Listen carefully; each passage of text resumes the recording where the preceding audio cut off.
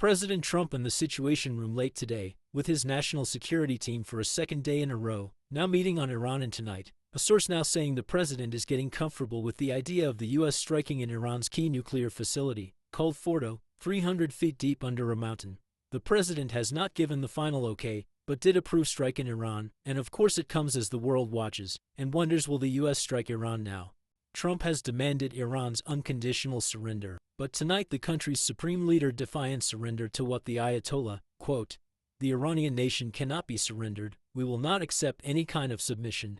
And then this warning to the United States: the damage America will suffer if it makes a military intervention in this field will undoubtedly be irreparable.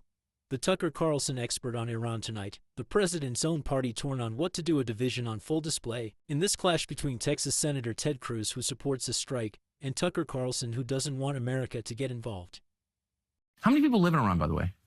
I don't know the population. At all? No, I don't know the population. You don't know the population of the country you seek to topple? How many people live in Iran? 92 million. Okay. Yeah, How could you not know that? I don't sit around memorizing population tables. Well, it's kind of relevant because you're calling for the overthrow of the government. In the Oval Office today, the president saying he is not looking to fight, but that, quote, Iran cannot have a nuclear weapon. Saying if it's a choice between fighting and them having a nuclear weapon, you have to do what you have to. The president was asked for his message to Americans worried about the U.S. getting involved in another conflict in the Middle East after what they witnessed in Iraq and Afghanistan. Preside Trump respond, take questions on many other topics from reporters. Listen here. For the possibility of an Iran deal, is the destruction or the dismantling of the Fordo nuclear enrichment center, is that a prerequisite for a deal? Is that a red line for you? No, it's just something that people talk about having. We're the only ones that have the capability to do it, but that doesn't mean I'm going to do it at all. Yeah, we have the best military equipment in the world. You see that with this fight. We have planes that are undetectable, flying around like, you know, nobody's able to see them stealth. You guys want to be stealthy tonight. You know, you can be stealth, you'll never lose, right? But these are incredible planes and weapons. We have the best weapons in the world, by far. Nobody close. And I mean, certain countries take advantage of that. Israel has incredible weaponry. So we'll see what happens.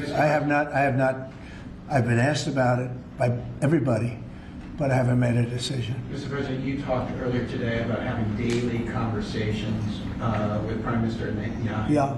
How have those conversations weighed on you in terms of getting more involved? He's been lobbying for the U.S. to get more involved. Has that had an impact in kind of your evolution, sir? Look, we talk, and I'd like to see everything done. I would have preferred having just an agreement, a strong agreement, you know, verifiable agreement.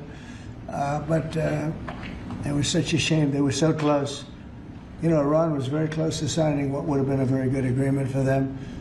And maybe that could still happen, I guess. You know, they do want to come and see us. They want to see me in the White House. That's a big statement. But it's very late.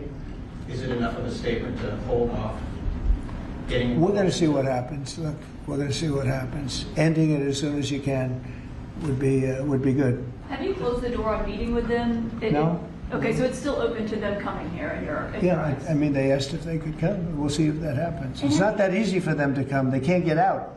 You know, they're in Iran, and in one case, the guy wanted to come so badly, but he can't get out because there's bombs dropping all over the place. Have you seen the Tucker Carlson and Senator Ted Cruz interview? It seems like this issue on whether or not the United States should strike is kind of dividing a lot of your supporters. No, my supporters are for me. My supporters are America first. They make America great again. My supporters don't want to see Iran have a nuclear weapon. Tucker's a nice guy. He called and apologized the other day because he thought he said things that were a little bit too strong, and I appreciated that. And Ted Cruz is a nice guy. I mean, he's been with me for a long time. I'd say once the race was over, he's been with me ever since, right? But very simple. If they think that it's okay for Iran to have a nuclear weapon, then they should oppose me. But nobody thinks it's okay. People that don't want, I don't want to fight either. I'm not looking to fight. But if it's a choice between fighting and them having a nuclear weapon, you have to do what you have to do. Maybe we won't have to fight. Don't forget, we haven't been fighting. We add a certain amount of genius to everything, but we haven't been fighting at all. Israel's done a very good job of that. But we'll see what happens. The bottom line is they can't have nuclear. And if I can't imagine that Ted Cruz said it's okay for Iran to have nuclear, including Tucker. I don't think Tucker says it's okay. The problem is then they get themselves into a thing. They don't want them to have nuclear, but then they say, well, we don't want to fight. Well, you're going to have to make a choice because it's possible that you're going to have to fight for them not to have nuclear. And it's interesting because I did ask Tucker, I said, well, are you okay with nuclear weapons being in the hands of Iran? And he sort of didn't like that. He didn't want to really, but he sort of didn't like that. And I said, well, if it's okay with you, then you and I do have a difference.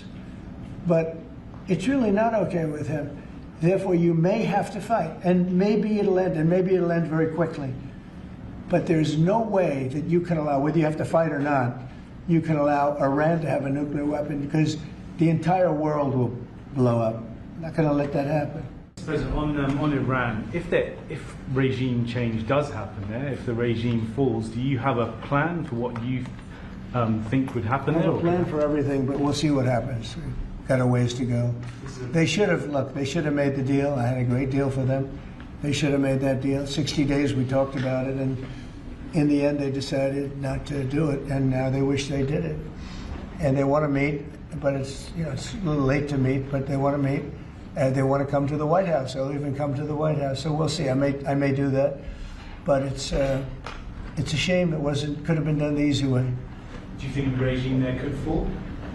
Sure, anything could happen, right? With Iran, what's your message to Americans both here and abroad who are not only concerned about the U.S. potentially getting involved in another conflict in the Middle East, but worry about the potential for retaliation here at home? Yeah, well, I don't want to get involved either, but I've been saying for 20 years, maybe longer, that Iran cannot have a nuclear weapon. I've been saying it for a long time. And I think they were a few weeks away from having one. And they had to sign a document. I think they wish they signed it now. It was a fair deal. And now it's a harder thing to sign, It's a lot of water over the dam.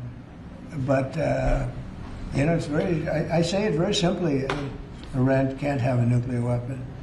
Too much devastation. And they'd use it. I believe they'd use it. Others won't use it, but I believe they'd use it. So